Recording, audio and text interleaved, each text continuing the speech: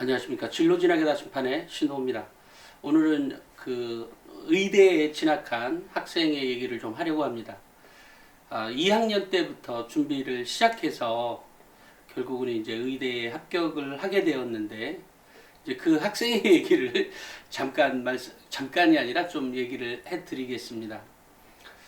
2학년 때부터 준비했기 때문에 사실은 이제 늦은 거죠. 늦었습니다. 또 학교 생활 기록부를 봤을 때 의대를 뭐 나름대로 준비했는지는 모르겠어요. 잘 기억이 안 납니다. 근데 어쨌든 뭐 의대에 가려는 의지가 이제 뚜렷하게는 있었던 그런 학생이었고, 이제 가장 큰 약점은 그거였어요. 학생 개인의 약점이라기보다는 학교의 문제가 있었죠. 그 이전에 그 학교에서는 그 의대에 진학해 본 적이 없는 이제 그런 학교였기 때문에, 뭐 예전에는 있었는지 모르겠어요. 최근 몇 년간은 어쨌든 없었던 그런 학교였기 때문에 사실 준비하기가 쉽지 않은 거죠. 어쨌든 이제 그 학생의 것을 보고, 이제 그 학생의 기록은 일단 그 뭐죠? 인성이 첫째 되었다. 그러니까 학교 생활 기록부를 읽어보니까 1학년 때의 학생부죠. 인성이 이애 괜찮네. 괜찮으면서 이제 성적도 좋은 거죠. 그런데 이제 가장 보통 이제 의대에 진학하려면 이 많은 사람들이 성적이라고 얘기하잖아요. 당연히 뭐 성적 중요하죠. 1.5 이내에는 들어와야 되니까, 일반 고의 경우라면. 그런데 이제 사실은 성적만 중요한 게 아니라 이제 학생의 활동 상황, 예를 들어 세특 활동이나 창체 활동이나 또 행특사항에 기록되어 있는 내용이 어떠냐에 따라서, 또 학생의 학교 활동인 거잖아요. 그 부분이 어떻게 기록되어져 있는지에 따라서 달라집니다. 그러니까 2학년 때부터 준비를 했다고 하지만 1학년 때는 어느 정도 방향성이 있었던 거죠. 근데 이제 우리가 보통 이렇게 준비를 하면 돼요. 무슨 얘기냐면, 보통 이제 학생들이 2학년 때부터 준비해도 늦지 않다라고 제가 말씀드리잖아요. 그건 분명합니다. 그런데 그게 이제 급이 어디냐에 따라 다른 거죠. 예를 들어 그 의대의 경우라면 서울대보다 윗급 아니에요? 그런 거죠. 의치 약한 수? 의대 정도라면, 물론 뭐 서울대 뭐 제일 높은 과하고 에 비해서 뭐 거의 삐까삐까한, 내지는 어찌됐건 일반적인 서울대의 평균치를 놓고 본다면 의치한 약대가 더 윗급이지 않을까 싶어요. 물론 이제 약대의 경우는 좀 다릅니다만, 어쨌든 의대의 경우라면 어쨌든 서울대보다 윗급인 건 분명하죠. 그리고 이제 그 학생들의 모집 인원이 대략 의대생들이 한 4천 명 정도 뽑으니까, 전국에서. 그러니까 뭐 최상의 학생들이 예를 들어 우리가 50만 명이니까 50만 명에 4천 명이면 0.1%인 건가요? 1%? 50만 명의 1%면 어떻게 되는 거지? 5만 명이 되는 거 10%, 5천 명. 그죠? 1% 정도의 학생들. 그러니까 지금 학생 수가 55만 명 정도 이렇게 수능을 치르기 때문에 0.8% 정도가 의대에 진학하는 학생들이기 때문에 이 바운더리 안에 들어와야 되는 학생들인 거죠. 그러니까 이렇게 어쨌든 이제 극상의 이제 학생들을 뽑는 거니까, 사실은 약간의 그 작업들, 그러니까 약간의 그 학생이 좀 늦게 출발한 경우도 마이너스인 거고, 그 학생이 학교 활동을 할 때도, 그러니까 다른 학생들에 비해서 상대적으로 그 학생이 늦게 출발했다는 것도 약점인 것이고, 그 학생의 학교 활동 역시 그거에 딱 맞춰서 하지 않으면 이제 입학하기가 어려운 거죠. 그런 겁니다. 그렇다고 해서 입학이 불가능하다는 건 아니죠. 왜냐하면 여기서 이제 가장 중요한 건 학생의 강력한 의지가 매우 중요해요. 또 엄마의 그 의지 역시 매우 중요하죠. 왜냐하면 그 누군가가 흔들리게 되면 준비를 하다가 말게 되죠. 뭐 학생이 예를 들어 뭐 어디 학원에 가서 얘기를 들었더니 엄마 나 의대 못 가는데 이렇게 해서 흔들려 버리면 또 이렇게 또 흘러가 버리고 이러다 보면 또는 이제 엄마가 어서 어떤 정보를 듣고 그 정보가 만약에 그러니까 뭐 잘못된 정보는 두 번째고 일단 그 정보가 내가 얘기하고 있는 정보에 비해서 그러니까 평소 알고 있었던 정보가 아닌 전혀 엉뚱한 정보, 예, 의대 불가능합니다 라고 얘기했다면 그것도 꽝. 또 이제 학교의 경우에도 마찬가지죠. 우리는 의대를 보낸 적이 없는데 어떻게 보내요? 이렇게 얘기해 버리면 그것도 꽝. 뭐 이런 조건이 있는 게 이제 의대인 거죠. 그러니까 그만큼 어려운 겁니다. 그렇지만 일반적인 대학들, 예를 들어 뭐 서연고 일반적인 대학들의 수준은 또 다른 얘기가 되는 겁니다. 근데 문제는 어찌됐건 이제 상위권으로 올라갈수록 그게 매우 촘촘하게 걸려져 있다 보니까 준비하기가 더 어렵고 까다로운 거죠. 예를 들어 뭐 중앙대, 뭐 경희대, 뭐 이 정도의 급의 대학을 가는 데 있어서 그것도 물론 굉장히 열심히 준비를 해야 되는 게 맞습니다만 그 학과가 어디냐에 따라서는 약간의 뭔가만 바꿔줘도 합격하는 가능성이 매우 높아지는 경우가 있지만 어쨌든 최상의 최상을 찍는 학생들의 경우에는 매우 촘촘하게 짜여져 있기 때문에 구성 요소라기보다는 어쨌든 그런 것들이 짜여져 있기 때문에 약간의 이제 빈틈만 보여도 아웃돼 버리는 그런 경향이 있는 거죠. 어쨌든 학생의 의지, 그러니까 내가 의대를 진학하겠다는 의지가 매우 강력해야 되고 엄마 역시 거기에 맞춘 활동에 있어서 나름대로 어쨌든 최대의 노력을 다하는 것, 이게 매우 중요하다는 겁니다.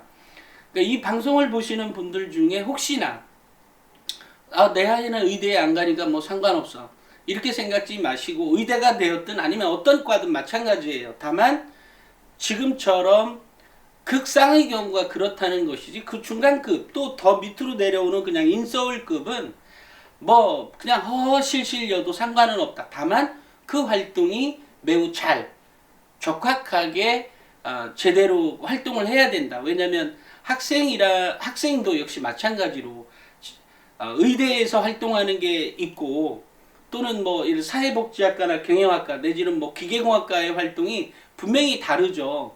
또 대학이 어느 레벨에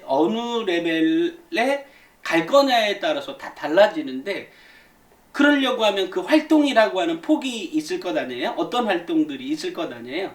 근데 그 활동이 그 학생의 특성이나 그 학생의 능력에 따라서 그 활동이 달라진다는 거죠.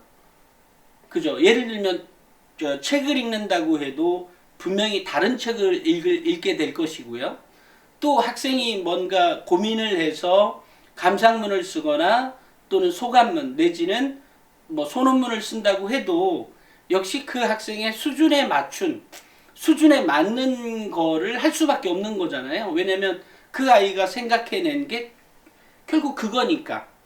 그러니까 뭐 그것에 지나지 않는 거죠. 그러려니까 학생이 더 많은 것을 탐색하기 위해서는 그러니까 학교의 교과서뿐만이 아니라 일상생활에서 일어나는 다양한 것들에 대해서 지식을 계속해서 집어넣을 필요가 있는 거죠.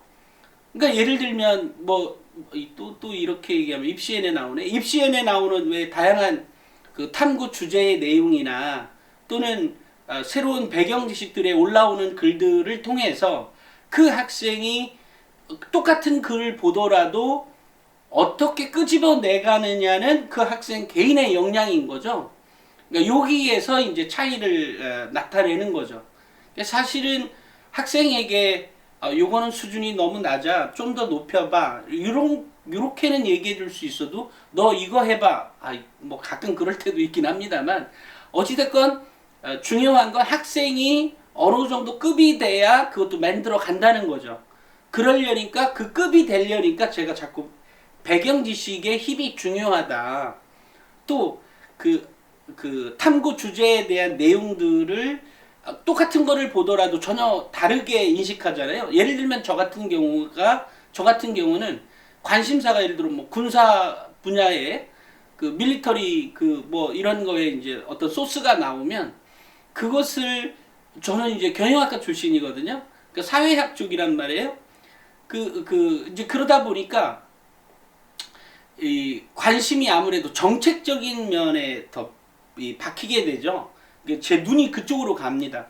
그리고 뽑아내는 자료 역시 그 정책적으로 어떻게 그 분야를 발전시킬 거에 대해서 생각을 하게 되는 것이고, 만약에 연구자라고 하면 미사일의 뭐 이 날아가는 길이를 뭐 좀 어떻게 해서 그것을 어떤 것을 더해서 더하면 미사일 나가는 거리를 뭐 1000m 아니 그러니까 1000km 500km 나가는 걸 1000km로 늘리고 1000km 나가는 걸 2000km로 늘릴 수 있는 그런 어떤 기술적인 거에 대해서 얘기하는 그런 관점에서 보는 학생이 있는가 반면에, 같은 밀리터리의 어떤 뉴스를 봤어도 그 배경 지식을 들어봤어도 저 같은 경우는 그쪽 분야까지 나가진 않고 이것을 정책이나 또는 뭐 외교적인 면이나 이런 쪽에 더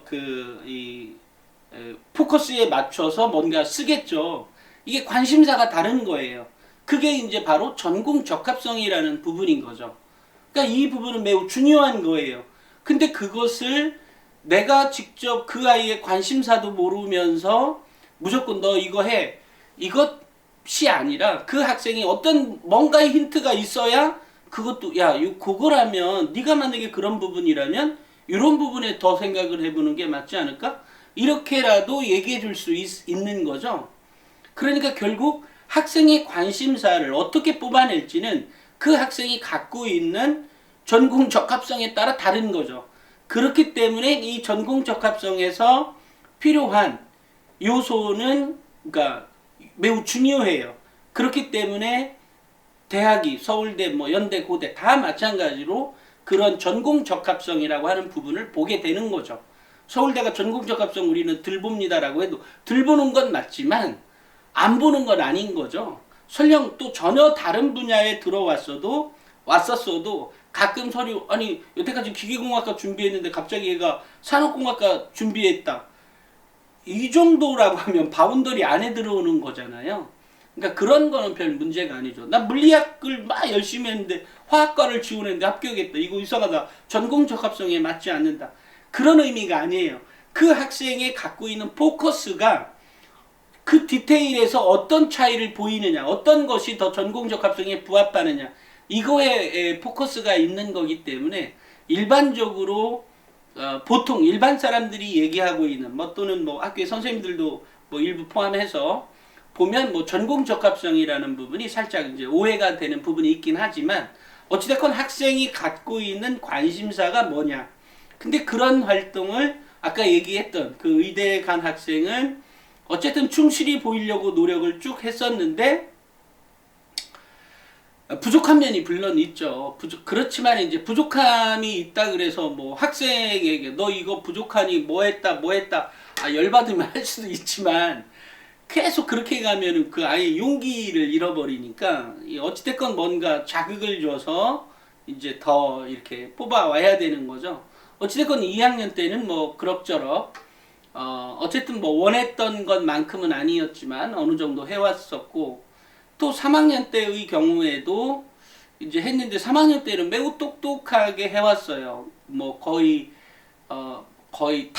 탑급으로 잘 준비를 했는데 한 가지 그 어떤 요소가 있었어요. 사실은 그 문제는 제가 그 학부모님이나 그 학생에게 아마 내가 살짝 질문만 하고 넘어갔던 것 같아요. 그 학생에게는 엄마한테는 말씀을 못 드렸었는데, 그게 뭐였냐면 그 학생이 그 생명공학이나 이런 분야에 대해서 관심을 갖고는 있지만 관심도 있고, 또 실제로 이제 그 아주 시급한 일이 그 아이가 이제 생명과학의 그 과목이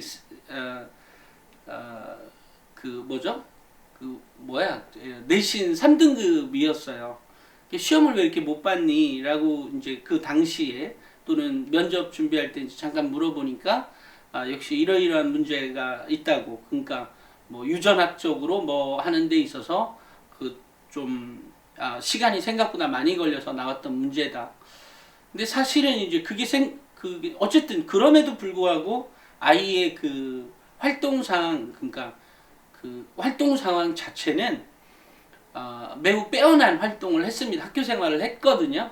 이제 그렇기 때문에 이제 가능성이 높다. 다만 한 가지 이제 최종적으로 원서를 넣을 때 어디 원서를 넣으라고 했고 그 원서를 넣을 때 한 가지 살짝 이제 불안감이 있긴 했었죠. 그게 뭐였었냐면 학생이 살짝 그 제가 이제 당시 어떤 뉴스 어떤 전문지를 보라고 했는데 아무래도 전문지 역시 기자가 쓰는 거니까 어떤 측면이 있냐면 그것을 어떤 기술적인 면에서 그러니까 예를 들어 뭐 연구소에서 발표한 어떤 것들을 뭐 매우 디테일하게 쓸래야 쓸 수가 없잖아요. 보통 기자는 이제 어쨌든 신문 방송학과나 또는 어쨌든 어문 계열 내지는 사회 계열 쪽에 있었던 사람들이 주로 기자를 하다 보니까 아무래도 기술적인 부분이나 연구적인 측면에서 접근하진 않았겠죠. 이러다 보니까 하다 보면 어쨌든 관심사가 아무래도 그 연구 쪽에 있는 것이 아니라 아무래도 이제 사회 과학적인 면에서의 접근법이 좀 있었어요. 그래 어찌됐건 그 학생의 기록은 비록 그런 접근이라도 탑의 탑급이었다.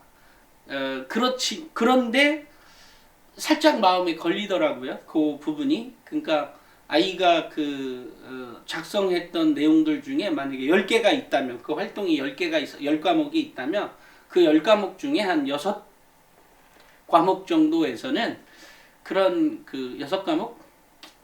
7과목 정도는 그 어떤 접근을 할 때 제 기억에 그래요. 사실은 정확한 건 아니에요. 아니 그렇지만 뭐 대략 그러니까 얘는 왜 이렇게 같은 거를 봐도 좀 그 어떤 생명과학 쪽에서의 접근한 건 맞지만 그것이 사회과학적인 면에서의 어떤 정책적인 면에서 좀 치중이 되어 있더라고요. 그래서 이제 살짝 불안하긴 했었지만 그럼에도 불구하고 그 아이의 고민하는 점이나 고민했던 요소나 호기심이 매우 탁월했고 그것을 또 해결해가는 과정에서 매우 우수했기 때문에 이제 의대에는 뭐 충분히 너끈히 합격하겠다라고 했는데 결과적으로 보면 이제 너끈히 합격했던 건 아닌 것 같아요. 어찌됐건 합격은 했습니다. 그 과정을 통해서 제가 이제 다시 한번 느끼는 건 상위권일수록 그 정도가 정말로 촘촘하다.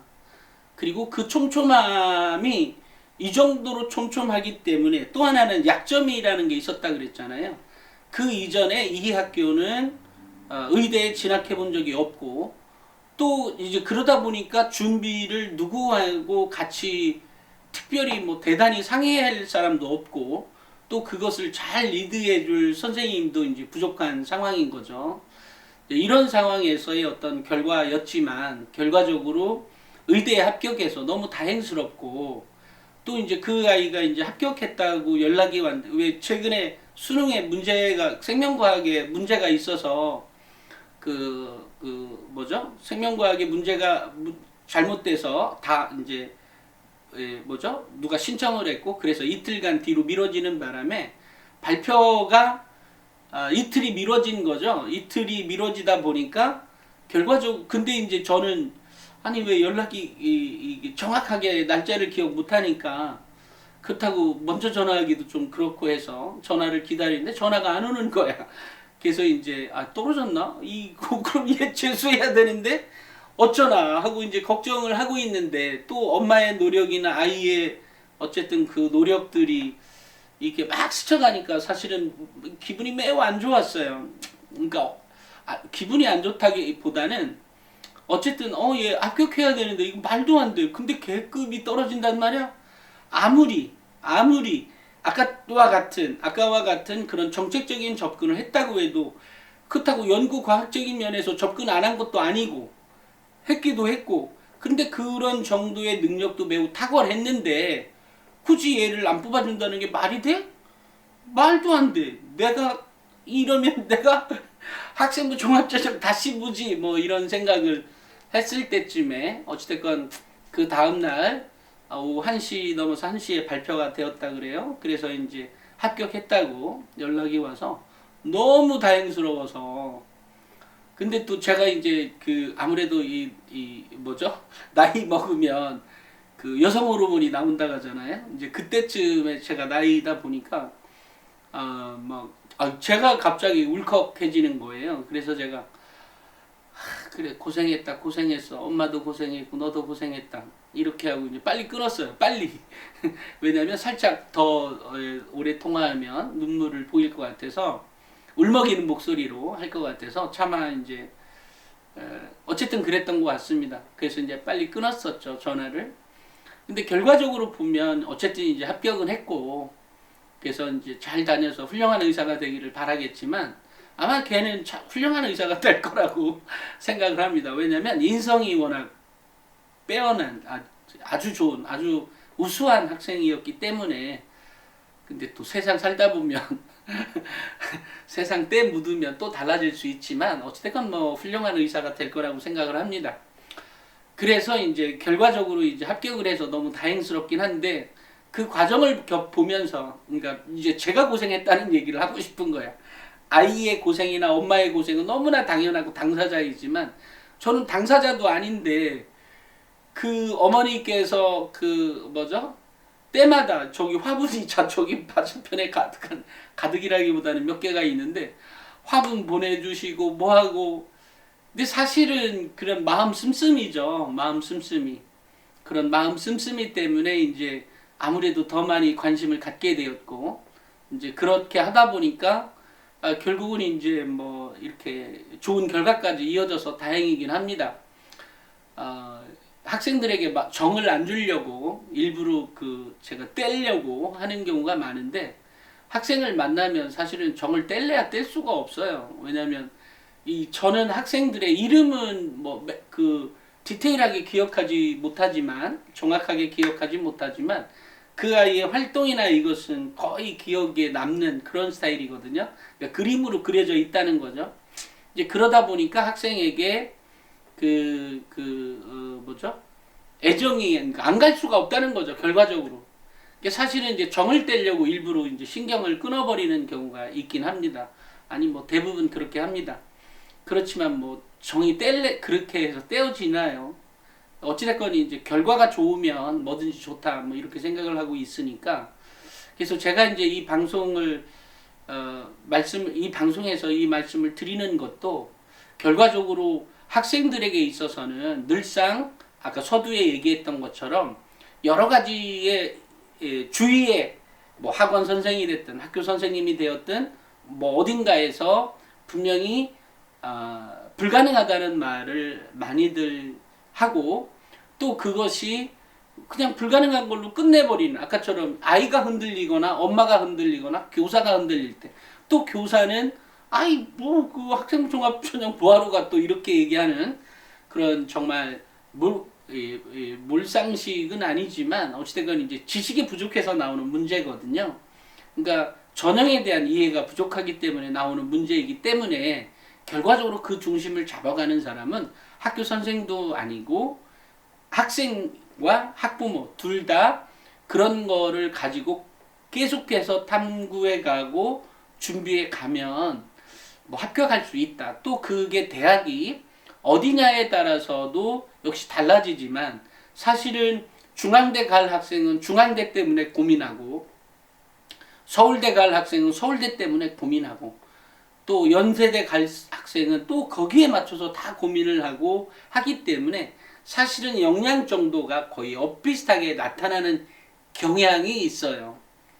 그래서 내가 목표가 그 정도라고 하면 그 정도급 되는 아이들이 태반이 거의 일치한다.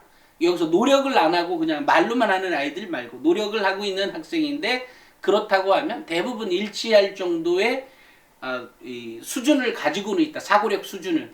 근데 그 사고력 수준으로 돌파해 갈 거냐 말 거냐에 외부에서 들어오는 지속적인 뭐죠? 불안감을 조성하는 요인들이 있죠. 근데 그것을 돌파하고 끝까지 해낼 거냐 말 거냐는 결국 학생과 학부모가 선택할 문제인 거죠. 이제 그런 부분 있다는 거 말씀을 드리고 제가 어찌됐건 우리 학부모님들이 이렇게 용기를 잃게 되는 여러 가지 요인들이 있죠. 성적이 좀 떨어져서나 뭐 여러 가지가 있을 수 있습니다만 사실은 이제 아까처럼 그 최상급의 경우에 극상의 경우부터 이렇게 내려오는 거 보면 결과적으로 어느 경우이든 끝까지 최선을 다한 학생이 또 그런 학부모, 그러니까 도와주기 위해서 뭐 여러 가지 서포트를 해주는 학생이 뭐 학부모님이나 그런 분들이 성공한다는 것은 분명한 사실입니다. 그러니까 혹시 내 아이 때문에 내가 신경을 쓰는데 아무것도 도움이 안 되는구나 이런 걱정을 하지 말기를 바라고 어쨌든 끝까지 최선을 다하는 준비가 되었으면 좋겠습니다. 오늘은 여기까지 하겠습니다. 감사합니다.